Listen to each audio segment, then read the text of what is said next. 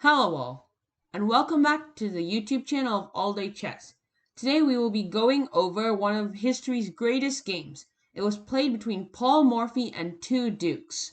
And this game is called the Opera game, and it's really brilliant, and it really shows how Paul Morphy's great attacking in this game is greatly recognized. So without further ado, let's get straight into the video. So, the game starts out with Paul Morphy playing the white pieces. It goes e4, e5, knight f3, d6. So d6 is not at all common, and now with d6, this black bishop has restricted access and cannot come out because of this pawn. Usually, you're supposed to play knight to c6, which then guards this pawn, and you get to develop a piece. So d6 right away is a small inaccuracy. And then we have right away d4, taking advantage of the big center and trying to open it up. And now bishop g4. This is already a second weak move in a row. This is not your ideal setup. And now after d takes e5, if you play pawn takes back, then this is losing because queen takes queen, king takes queen, knight takes, and your threat is to come take this with check and win this. Also, another threat for you is to come and take this bishop on g4. So obviously the dukes did not want to go for that and played bishop takes f3 instead, attacking the queen. But this still isn't very good. Queen takes f3, d takes e5, and right away bishop c4.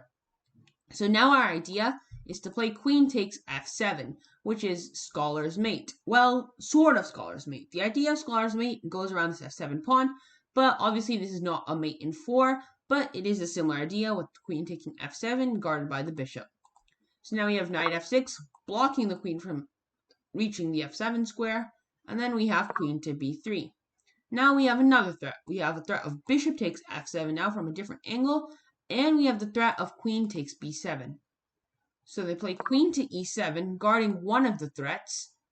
And now we have to think, if we were to play queen takes b7 here, what would happen? Well, this is fine, but now they can simply play queen to b4, which is check, and attacking our queen. So we have to trade queens. And obviously, this is still probably winning after some lines like this. But yeah, instead, Paul Morphy, he chose to play knight to c3, developing his pieces and slowly getting everyone ready for the party. Now there's c6, trying to restrict this knight from the d5 or b5 square. And now what happens is b5. Oh, sorry, bishop g5 played by white, pinning this knight to the queen, which is actually very important in the future. And b5, trying to attack this bishop and getting it off this very powerful diagonal. But here, Paul Morphy plays a brilliant move. Knight takes b5. Now, this move is so good because after c takes b5, bishop takes b5, look at this king. This king can't do anything, right? This knight can't move back to protect it because then you hang your queen. And if your king comes somewhere over here or something, you can simply castle queenside with a wonderful check and everything starts to collapse. So, what they played, the only move, is knight d to b7. Right? Oh, and I forgot to say, if queen to d7, then you also just win the queen. So that's why they played knight to d7, knight b d7. And now Paul Morphy still castles queenside. Look at all this pressure going on. This knight is pinned by this bishop. This knight is pinned by this bishop. This rook has ideas of rook d8, and this knight is in the way, which is actually bad for black. And this queen is also very powerful, looking at f7. And now even after doubling the rooks or something, that's just unstoppable pressure. And now rook to d8. The idea is to try and guard this. But now, a brilliant move. Rook takes d7. Now let's think about this. If knight takes d7, then we can simply take the queen. Right? If rook takes d7, which is what happened, then if bishop takes d7, for example, and then knight takes, we still win the queen. But here they don't need to play knight takes. They can play queen takes d7, and after queen b8, then they can simply trade, and all this gets traded off. And this is even better for black in this position, so obviously that does not want to happen.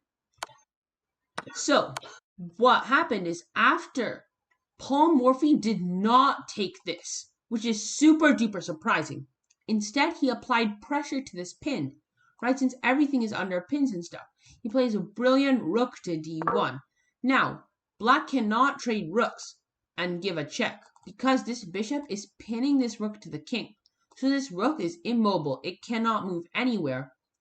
And now queen to e6. Trying to trade off the queens maybe and have some hope. But bishop takes d7. Bang! Now attacking the king and attacking the queen. So the only move here is knight takes d7.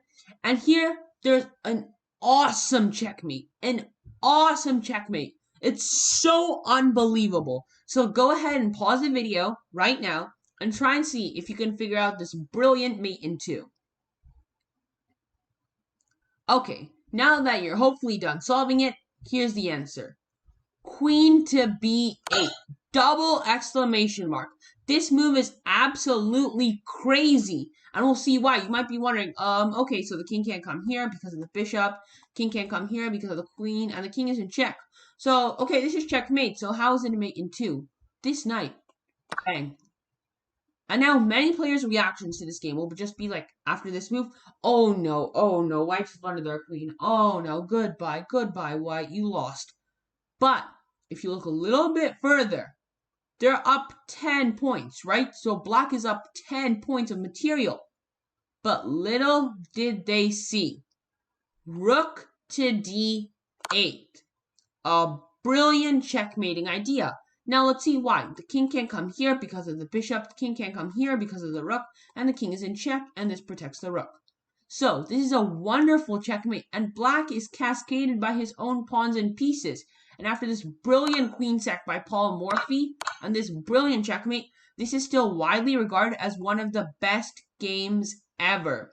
Well, guys, I really hope you enjoyed this game. This video was really fun to make, and if you haven't already, please be sure to subscribe, drop a like, and put in a comment below on what game you want me to analyze next, or what endgame study and something like that.